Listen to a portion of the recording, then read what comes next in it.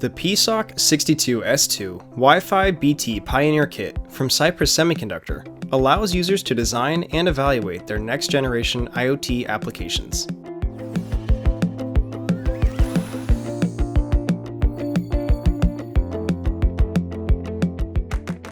This low-cost hardware development kit permits users to design and evaluate their next-generation IoT applications using the PSoC 62 microcontroller and the Murata 1LV module, which features the CYW43012 Wi-Fi plus Bluetooth combo chip.